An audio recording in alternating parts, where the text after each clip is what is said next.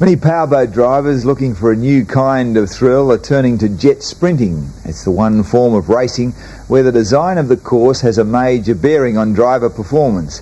A new track has just opened on the north coast of New South Wales.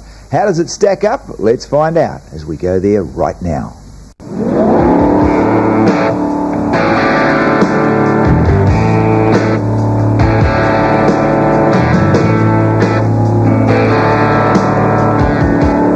It was the best of times.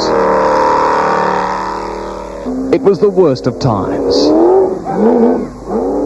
The first jet sprint at Round Mountain near Coolangatta promised a lot. For spectators, the foothills surrounding the track on three sides make a natural amphitheatre and an excellent gallery for those following the action. Although the layout looked extremely tight from the bank, drivers were cautiously optimistic. I found the course quite tight for myself, but it's going to take a bit of getting used to cornering and that. Today I think it's going to be really tight. It's a bit tight. It's a lot tighter than a lot of the other tracks have been at. A few of the corners are really tight, but it's no problem. As racing got underway, the complicated course proved to be a great leveller. If boats weren't going the wrong way, it seemed they couldn't hold it together. Don't look at me, don't touch it. Keep your mind straight ahead.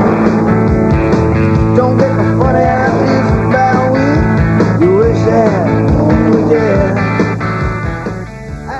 The range of talent of this inaugural sprint stretched from first-time novices like Chris Black to experienced experts like Victorian champion Steve Ditko, to tiny turbo-powered chargers like Kevin Atchison's V6 Chevrolet.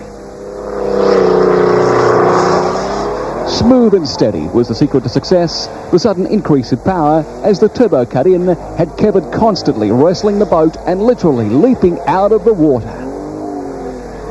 And once you get your toe into it, it goes. But, you know, it's on and off the gas too much on the tighter course. Sometimes it backfires on me and does some stupid things. Mud guts all the way from Melbourne and more than living up to its name. Jim Bailey and Paul Harvey delighted the crowd with consistently good and exciting driving, often within hundredths of a second of each other. Jim finally pipping Paul for fastest time in both preliminary rounds and elimination rounds. Another Melbourne entry looking good early on, the Doan jet boat. And after 5 blown motors in as many jet sprints, it looked as though their run of bad luck might have come to an end, but it hadn't. We were going pretty well, boats handling well, motors going good finally. Unfortunately, another problem. The thrust bearing in the jet unit has packed it in, so I've got to take it off and send it back to Melbourne tonight.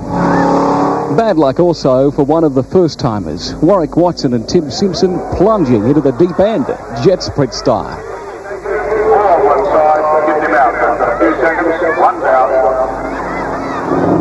Careful. 1 out and 1 to go. But despite going in upside down and strapped in, driver Warwick was taking care of business. When I was underneath there, by putting my head up into the hull if you like, there was air there, so it's all right. Just one of these things that just bloody unfortunate, to be quite honest. A similar exit later in the same round for Grant Casey and Darren Rees in the Round Mountain jet sprint entry. Okay, safety crew, that's a local boat. Swim time. After we hit the side, the jet came out, she just flipped over. Once the jet hit the bottom, just got all the lift. The first time in a jet boat? Yeah. Just other than practicing, but first time on the track. So you're going to get out there again? Yeah, we're going to go. Yeah. Any thoughts about changing your driver? I should. Meanwhile, Steve Ditko and Australian champion Philip Locke were both driving the Hamilton 142s and working the circuit well. But if you think these guys make it look easy, take a look from the driver's seat.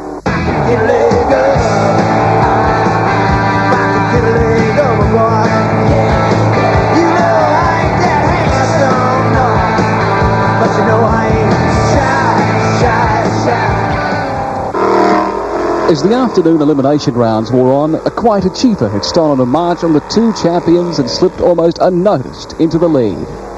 Ian Dolby was making a low pass on the opposition and they were making mistakes. Phil Loxday ended in the top 10 halfway around a super tight turn in the bottom left corner of the course. Jim Bailey had trouble in the same spot, and although he managed to get going again, it was for a hopelessly slow time that saw him lead the competition in the top 5. Short Circuit dipped out when firstly John Norlander identified the parking spot, and then Dallas Scholes followed suit. Steve Ditko made it as far as the top 3 when Paul Harvey edged him out by just over half a second, which left Harvey and Dobby to fight out the final. With slightly less horsepower than the others, Dobby was able to keep the power on as he twitched and turned around the tricky course. We didn't plan or didn't expect to win, but a tight track does suit our boat. Despite their earlier supremacy and obviously better boat speed, the Mudguts drivers were not able to keep their consistency long enough to take the honours. I just couldn't get my act together, I suppose. Like you said, I was consistent all day, but the boat had it in it to get that little bit extra out of it, and I just couldn't seem to find that little bit.